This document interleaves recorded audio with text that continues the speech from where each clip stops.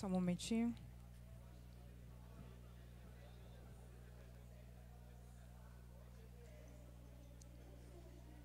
Então, de novo, boa tarde, né?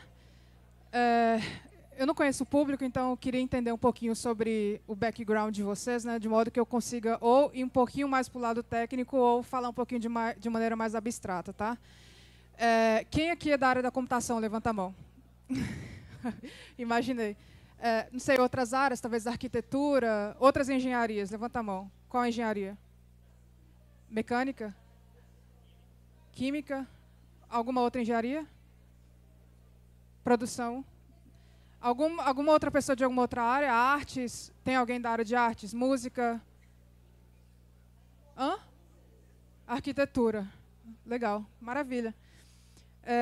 Bem, agradeço a presença de vocês, né? 12h20, a galera aqui reunida para ouvir falar sobre um negócio estranho chamado blockchain, né?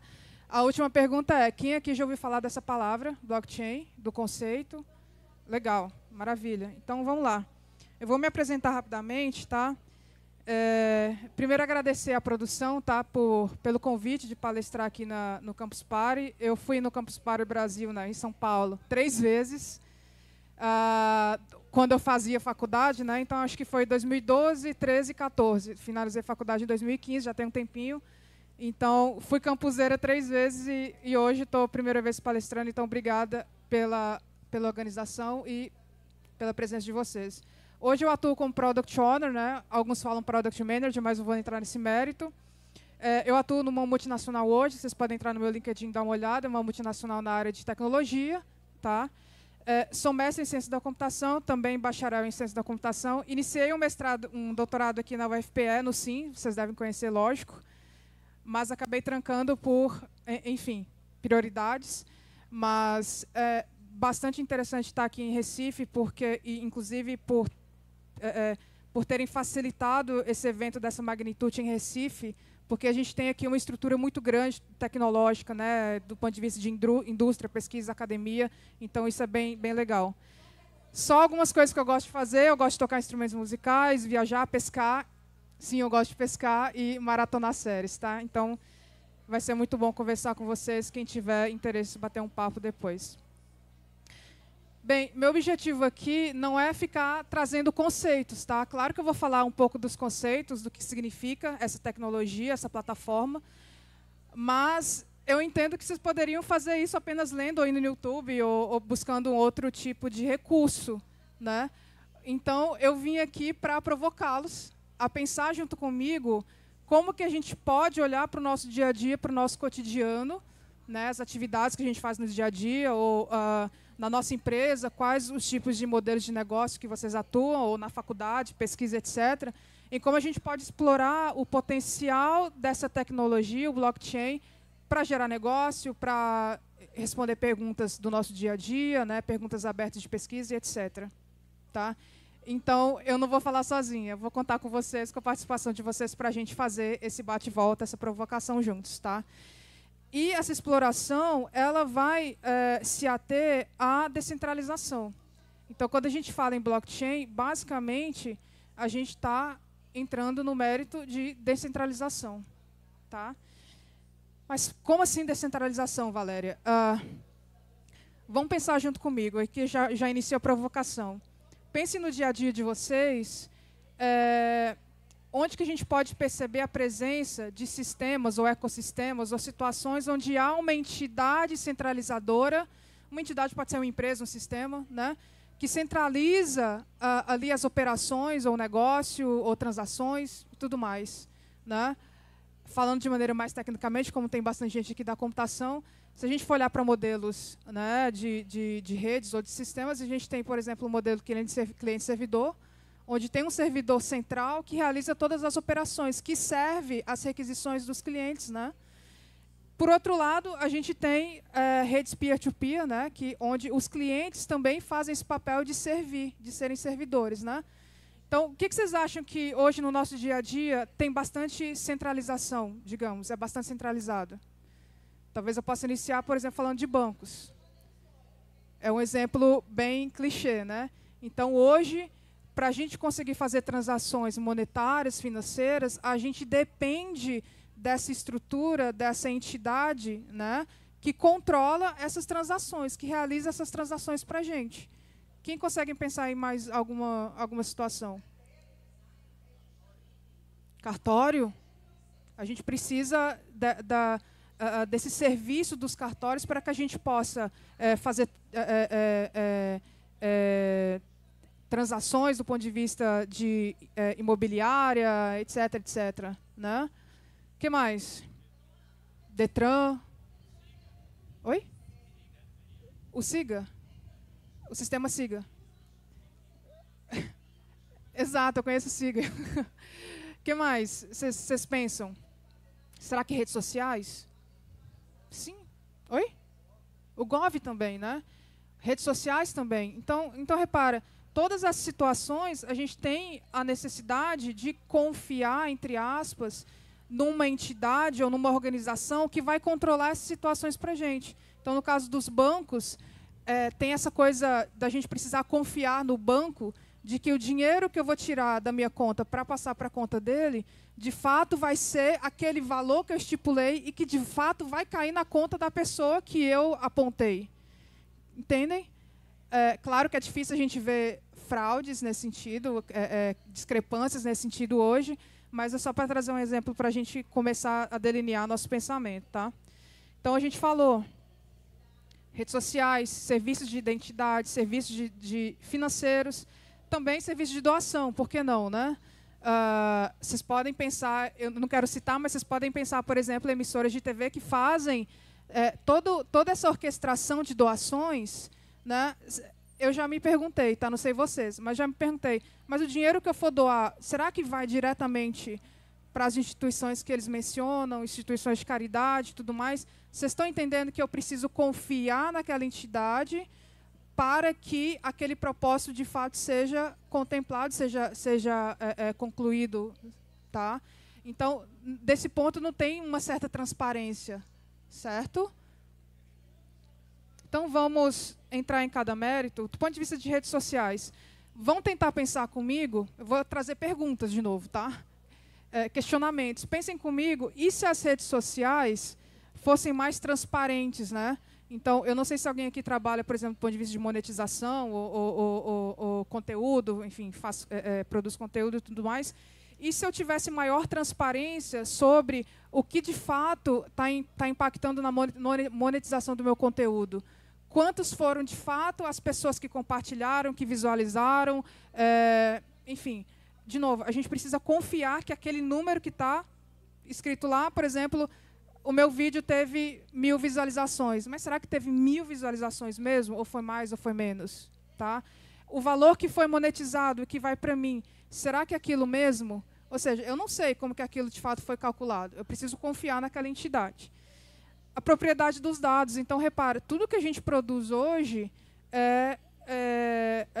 de certo modo, está de propriedade dessas empresas. Né? Então, a gente pode pensar aqui, por exemplo, principalmente, né, a Meta, né, Google, né, que são donos aí, o X também, né, que são ali empresas donas das principais redes sociais, né, inclusive YouTube. Né. Então, tudo que eu produzo, ou aquilo que eu forneço do ponto de vista de meus dados pessoais, eu não tenho controle. Tá? E se fossem mais interoperáveis? Muito se fala de metaverso e tudo mais, mas por que metaverso ainda não deu certo? O que vocês acham? Alguém tem uma...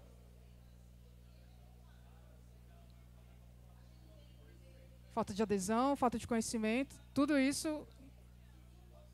Segurança também, quem falou? Acesso? Também, tá? Mas separa, tantas iniciativas de metaverso, tenta imaginar comigo o seguinte, eu, Valéria, vou lá, me cadastro no metaverso da Meta, crio o meu avatar, faço todo um trabalho de criar minha roupa no meu avatar, não sei o quê, itens, não sei o quê. Quando eu vou para o outro metaverso, eu tenho que fazer tudo de novo. Criar meu avatar, construir meu avatar, não sei o quê, quais são os ativos, etc. Vou lá para o outro metaverso, é outro avatar, mas a Valéria é a mesma. Então, não tem interoperabilidade, esses sistemas não interoperam, não comunicam, não conversam entre si, isso é interoperabilidade. Então, a ideia de descentralizar é que, Se eu, Valéria, tenho um avatar, por que não esse avatar conseguir navegar, né, ou conseguir trafegar nesses diversos sistemas que são os metaversos? Isso é uma dificuldade que impede hoje o metaverso de ter adesão, né, e etc, etc.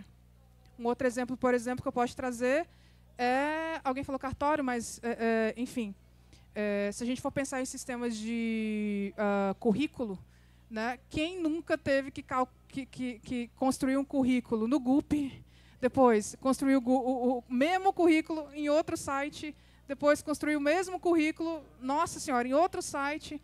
Por que não eu, Valéria, eu tenho o meu currículo único, tá? E esse currículo, ele trafega, ele é visualizado, digamos assim, né, falando abstratamente, pelas diversas plataformas, LinkedIn, GUP, etc, etc, etc. É o mesmo currículo da mesma Valéria. Tá? Que mais? Sistemas financeiros, tá? Então, e se houvesse uma liquidação em tempo real? Então, não sei aqui se alguém já tentou transferir dinheiro para fora, né, internacionalmente. É um parto, tá? E se esses sistemas financeiros tivessem uma liquidação em tempo real? Eu quero transferir um dinheiro para um programador que eu contratei lá na Índia. É muito difícil hoje em dia, tá? Bem difícil. E se fosse trustless, né? Quando a gente fala trustless, é que eu não preciso confiar naquela entidade. Então, hoje a gente confia nos bancos, que eles vão fazer o trabalho deles corretamente. Mas e se houvesse uma estrutura onde não tem uma entidade centralizadora e, consequentemente, eu não preciso confiar numa empresa ou numa entidade, mas eu confio nos scripts ou nos sistemas que fazem o trabalho de fazer as transações acontecerem. Então, eu deixo de confiar em pessoas ou empresas e passo a confiar em sistemas de software. Passo a confiar em scripts, em código, né? Ah, Valéria, mas quem constrói o código são pessoas. Mas a gente vai entrar no mérito depois de smart contracts, que são auditáveis, tá? Que passam por uma auditoria até que ele seja implantado ou deployado, como a gente fala, para que ele possa cumprir esse papel lá na blockchain. Tá? E se fosse facilmente auditáveis, para eu realizar uma auditoria hoje no banco, me desculpe, tem que envolver várias entidades governamentais para que se possa fazer isso. Tá?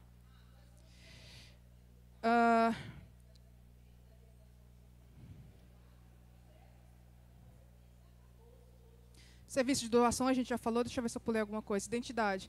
Então, e se esses serviços de identidade, né, ofertassem uma identidade autossoberana? Ou seja, a minha identidade, aquelas informações que dizem que a Valéria é a Valéria porque ela tem essa senha, ela tem essa digital, ela tem essa íris do olho, essas minhas informações, elas não trafegam e não passam a ter posse por entidades, de novo, centralizadoras. Mas eu, como dona dessas informações, eu tenho a total soberania sobre elas. Então, eu não sei se vocês já repararam isso. Se vocês vão entrar, por exemplo, num site que vocês se logam e tudo mais, tem aquela coisa lá dos cookies, as informações vão para os cookies. Então, são minhas informações. Tá? Por que não eu ter posse e eu conseguir criar mecanismos de me aproveitar desse compartilhamento que eu faço? Como assim, mecanismos? Por que não eu receber? Tá bom, você quer meus dados? Eu vou te dar meus dados aqui. Por que não eu receber por isso? Por que não? Tá bom, sei que você está pegando meus dados, ok, guarda meus dados aí, mas eu quero receber por isso. Tá? E se houvesse monetização de dados pessoais? Foi o que eu acabei de falar. Tá? Serviço de doações, a gente falou, maior transparência, imutabilidade, auditabilidade. Tá? Então, se eu sou uma doadora, estou doando dinheiro, eu quero saber para onde que foi, qual foi o objetivo, né? Quem tomou a decisão de enviar para determinada instituição. Tá? Eu tenho essa rastreabilidade. Tá? Vocês estão entendendo? Tudo isso envolve essas características que são parte desse tema que a gente está falando, que é a blockchain. Então, principais características que a blockchain nos traz: descentralização, principal, transparência, imutabilidade, e tudo vai levando um a outro, né? Transparência, imutabilidade, auditabilidade, interoperabilidade, traqueamento, né? Rastreamento e por aí vai. Tá? Então, essas características são características da blockchain. Então, Valério, o que é a blockchain? Vocês vão imaginar aqui comigo, nessa figura aqui, imagina um livro de registros, tá? Em que ele é compartilhado entre vários membros da rede. Vou chamar de rede, tá? Então, todos os membros da rede têm uma cópia desses registros. Mas ninguém pode alterar ou apagar, uma vez que uma informação foi acrescentada, foi armazenada naquele livro, naquela rede. Tá? Então, isso é o princípio. Uma vez que os dados que são armazenados não podem ser mudados de jeito nenhum, mas como que não pode ser mudado de jeito nenhum? Nenhum sistema é 100% seguro. Exato, nenhum sistema é 100% seguro. Mas uma vez que todos os membros ou todos os participantes têm uma cópia, olha a dificuldade de algum fraudador ou uma pessoa maliciosa conseguir fraudar aquilo. Para conseguir fraudar, imagina que... vou tentar simplificar. Eu tenho uma cópia, uma pessoa lá na China tem uma cópia e outra pessoa lá na Índia tem outra cópia.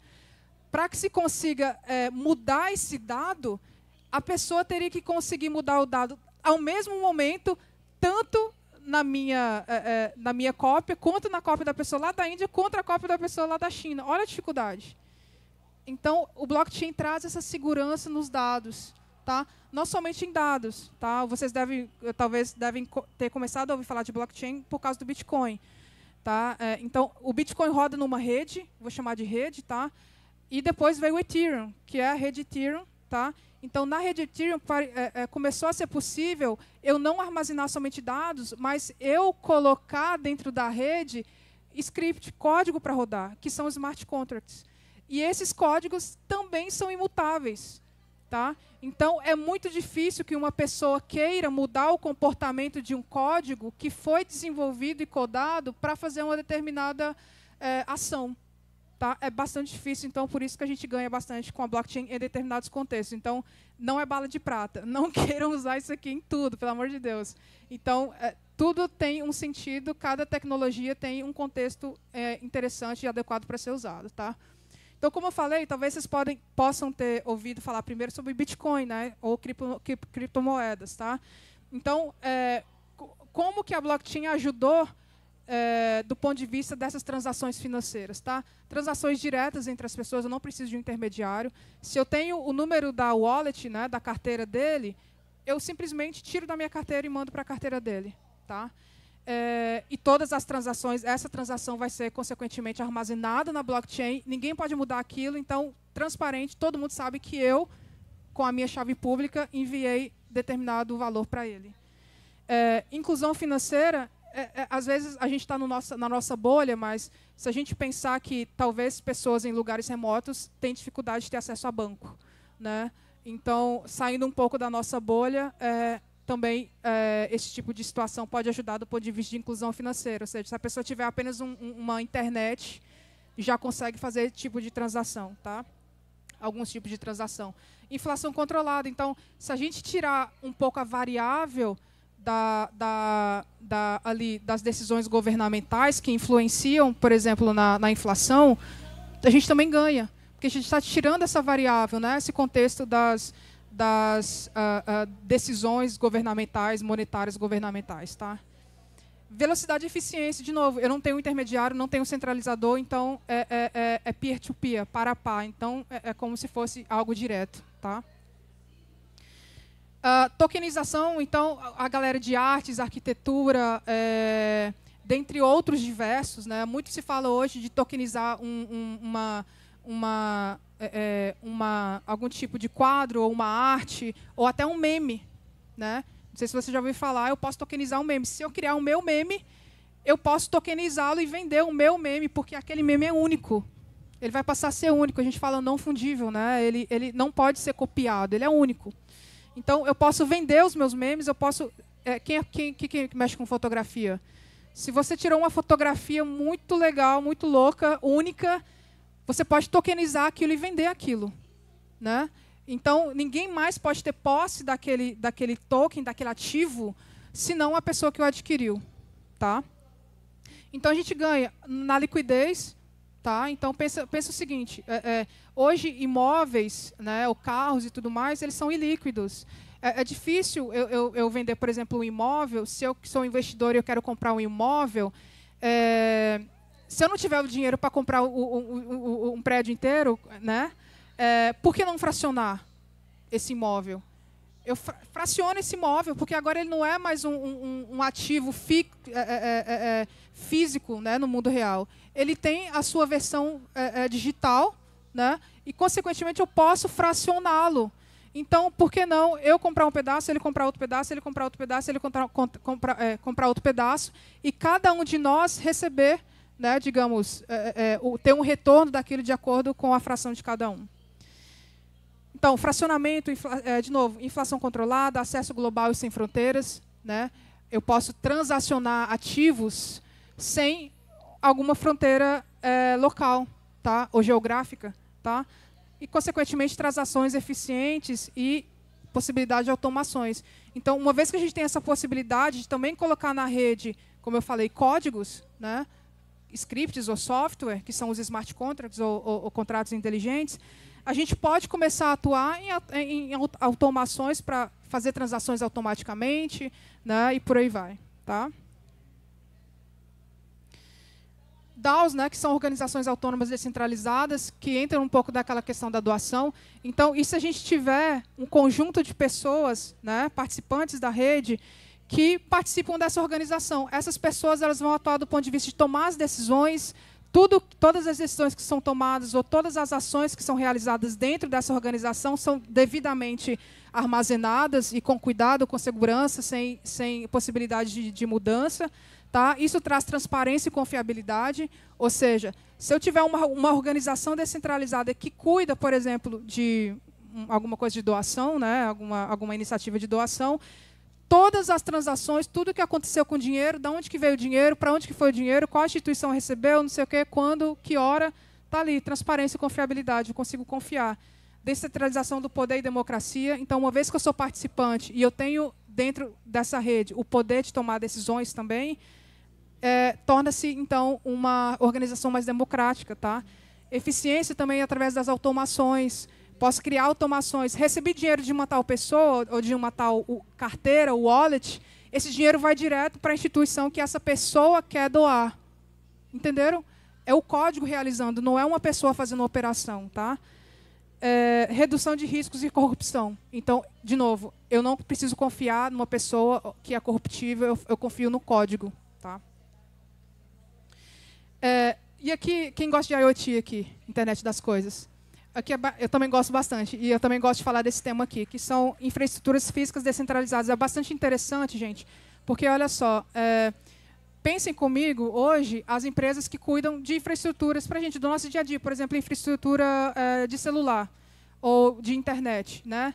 Então, olha só, todo mundo tem esse problema que eu tenho certeza. Então, você vai numa empresa, contrata uma internet banda larga para sua casa ou para o seu aparelho celular, não sei, você contratou tantos gigas de internet. Aquilo é entregue para vocês? Aquela quantidade de gigas que você contratou não é entregue. Mas por quê? Porque uma organização é dona de toda a infraestrutura que cuida do fornecimento desse serviço. Então, olha só a dificuldade ou o problema que se traz quando isso está entregue ou esse serviço está sendo feito somente por uma organização ou um ponto centralizador. Tá? Imagina o seguinte, eu tenho sei lá, eu tenho a minha internet, você tem a sua internet, você tem a sua internet. Eu estou passando na rua dele aqui, eu preciso, pelo amor de Deus, eu preciso de um Wi-Fi. Porque a minha internet acabou, estou sem dados. Então, olha só, e se eu bater na porta dele... Como é que... Cauã. Eu bati na porta do Cauã e falei assim, você tem uma internet para me emprestar? O que o Cauã vai dizer? Eu tenho, mas você vai ter que pagar por isso. Mas eu vou ter que pagar como? Sei lá, ele pode falar assim, usa aí por 20 minutos que eu te dou e me paga aí uns R$10. Tá? Mas e se a gente trouxer uma situação onde isso pode ser, esse negócio pode ser controlado por meio de um sistema descentralizado? Então, se eu cheguei na casa do Cauã, ele tem um determinado aparelho, isso aqui é um aparelho da Helium, depois vocês podem pesquisar. Tá? Ele tem determinado aparelho, quando eu começar a usar a internet dele, automaticamente está saindo o dinheirinho da minha wallet, está indo para o wallet dele. Parece muito futurístico, né? Mas não, já está acontecendo. Então, esses aparelhos específicos aqui, eles já fornecem esse tipo de serviço. Eu vou dar mais um exemplo para vocês entenderem. Eu moro no Tocantins, tá? Eu não moro aqui nos arredores. Mas uma situação que eu conversando ali com pessoas, empreendedores e tudo mais, empreendedores na área de transporte de alimentos. O alimento ele tem que estar refrigerado no caminhão, tá? Então, parece leigo, tá, gente? Mas acontece. O caminhão, quando ele chega numa determinada cidade, tá? Determinado caminhão, talvez um caminhão muito ruim, não sei, quando ele é desligado, a refrigeração não continua na bateria ali, digamos, né? Então, olha só o que eles têm que fazer. Eles têm que pegar uma tomada, chegar no hotel e falar assim, cara, você pode me emprestar uma tomada? Aí a pessoa vai perguntar, mas você quer carregar seu celular? Não, eu só quero ligar o refrigerador do caminhão. Entenderam? Gente, acontece. Isso é real.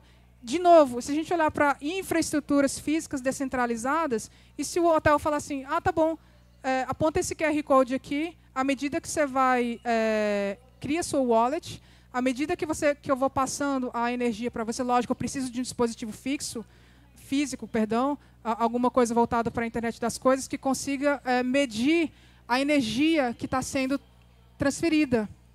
Então, aponta esse QR Code aqui, coloca a sua tomada, e à medida que a energia for transferindo, vai saindo dinheiro da sua wallet passando para mim. Automaticamente. Entenderam?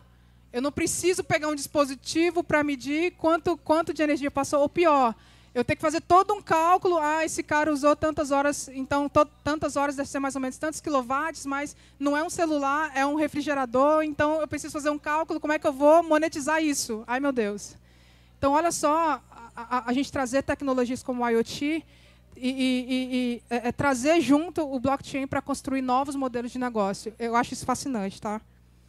Então, para finalizar, já estou finalizando, aí eu abro para perguntas. Eu trouxe aqui algumas perguntas para vocês, não para mim, mas também eu olho para essas perguntas no sentido de eu tentar imaginar situações para que eu possa tentar empreender. Não somente dentro da minha empresa, né, mas também, se eu quiser empreender, criar um sistema, por que não? Né? Então, para vocês tentarem olhar para a vida de vocês e imaginar algumas oportunidades, quais são os problemas de confiança, transparência e verificação na sua área de atuação? Tem algum problema nesse sentido que exige muita confiança, muita transparência, que um dado não pode ser mudado de jeito nenhum? Pode ser uma oportunidade.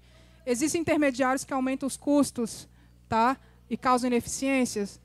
Há ativos ou serviços que podem ser tokenizados para aumentar a liquidez e a acessibilidade? Quais contratos ou processos repetitivos podem ser implementados, automatizados, sem a necessidade de supervisão?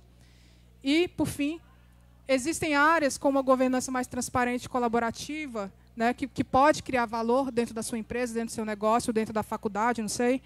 Quais dados precisam ser protegidos contra fraudes, alterações ou acessos não autorizados? Né?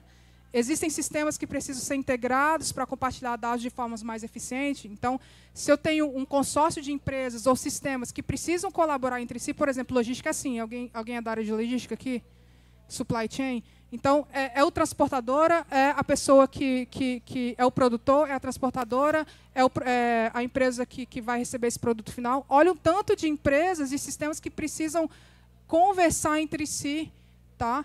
Como é que vai funcionar isso? Eu vou usar a API, como é que eu vou fazer isso? Tá? Então, de repente, blockchain pode ser uma possibilidade. Precisa criar novos tipos de incentivo ou mecanismo de recompensa, tá? Com tokens ou etc. Então, eu trouxe perguntas aqui para, de repente, ajudar vocês nesse cenário de olhar para oportunidades nesse sentido. Então, é isso.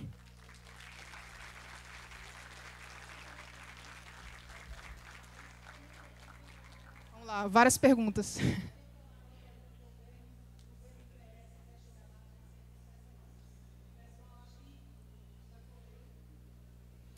Opa, boa tarde. Você falou um pouco a respeito de termos cada vez mais a globalização de moedas e coisa do tipo, e como isso influencia ali na baixa inflação e coisas do tipo. E eu escutei de um professor meu, ele comentou um pouco a respeito disso. Eu queria saber a sua opinião a respeito da globalização monetária. Será que no futuro próximo a gente não vai ter mais moedas locais e a gente vai ter só uma moeda global e que a gente só vai utilizar ela? Ou como é que você vê esse cenário nos próximos anos?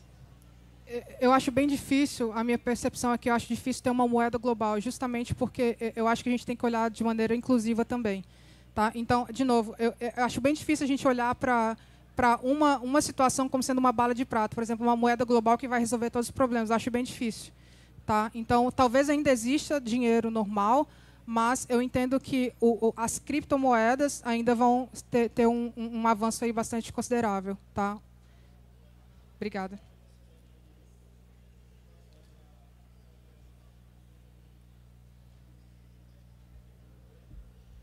Boa tarde. Ainda em smart contracts, você vê futuramente eles mais, não só personalizável, mas individualizado em transações, por exemplo. Você poder personalizar eles entre eu e você temos um acordo em que eu quero que seja mais específico, mais acessível, e eu preciso que o smart contract ele tenha algumas características particulares da nossa transação. Você vê como é que diz, uma forma mais prática de deixar ele, porque, por exemplo, pega o smart contract, tem a plataforma do Ethereum, por exemplo, tem a possibilidade de você fazer isso, personalizar, mas entenda que ele é muito pouco prático para quem não entende da área. É muito... No sentido de codar o smart contracts? Talvez uma maneira mais fácil de, como é que diz, tornar acessível. Você personalizar certas transações ou certos acordos com o smart contract. Queria saber se você vê a possibilidade disso. Ou ele vai se resumir, por exemplo, como código, por exemplo. A gente programa smart contracts com código. Exato. Perfeito. Só que isso a gente normalmente programa também, sou desenvolvedor, mas a gente usa, por exemplo, no code ou low code para facilitar também desenvolvimento. Algo do tipo. Por exemplo, quando você vai programar para Ethereum, por exemplo, você tem algumas linguagens, por exemplo, Solidity. O Perfeito. Solidity é bem parecido com JavaScript, tá? Uhum. Então, assim, claro que hoje, para eu fazer um contrato, para efetivar uma transação automática, se for uma pessoa leiga, hoje ela vai precisar de uma ajuda, porque não é tão trivial assim. Porque eu preciso ter algumas preocupações, principalmente se o smart contract ele vai operar da maneira correta. Porque uma vez implantado, lembra que é imutável? Uma vez implantado, eu não posso mudá-lo. Eu tenho que criar um novo para implantar de novo. Entendeu? E aquele outro lá passa a ser não usado mais. Então, existem já situações no-code, low-code. No-code eu acho difícil, mas existem já plataformas low-code, por exemplo, 30Web, dentre outras. Mas, se for algo muito específico, que essas plataformas low-code ou no-code não atendam, você tem que ir para o código. Solidity, Rust, etc.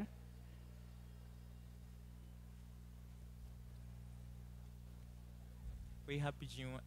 Tu traz muito bem a tua apresentação, mas aí o pessoal trouxe perguntas bem futuristas, mas eu quero trazer para a minha realidade, sabe, que é sobre esse boom informacional que a gente vive hoje, né, e a gestão da informação.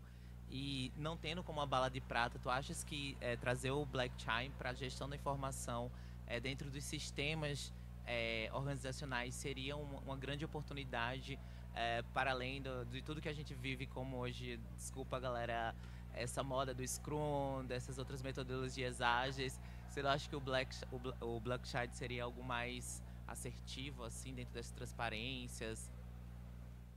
Eu não entendi a relação do Scrum com o blockchain, mas assim, deixa eu tentar entender a sua pergunta. Se o objetivo é a gente ter certeza que, não sei se você está falando do ponto de vista de fake news, talvez, mas ter certeza que a informação, na sua veracidade, vai ser armazenada de maneira correta e não vai ser mudada, blockchain é uma boa opção. Tá? Então, já tem estudos olhando para a blockchain com a possibilidade de atacar essas dificuldades com fake news e tudo mais, ou seja, a mudança da informação, ou seja, a informação que é inverídica. Foi mais ou menos nesse sentido?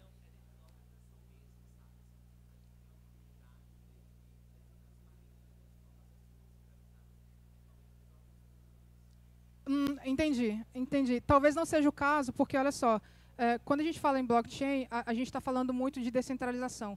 Então, se for... É claro que existem blockchains privadas, tá, gente? Existem blockchains privadas que eu uso somente na minha organização. Mas como é uma estrutura muito robusta e, digamos, complexa e é cara, tá? Ela é uma estrutura cara, talvez não seja o caso de você usar para apenas um contexto de uma organização, tá? Para um processo interno. Mas se for, por exemplo, um consórcio de organizações que precisam conseguir fazer esse compartilhamento de informações de uma maneira mais, não sei, mais fluida, pode ser que seja, tá? Mas é preciso investigar cada caso. Tem mais perguntas? Eu falo com você depois. Obrigada, gente.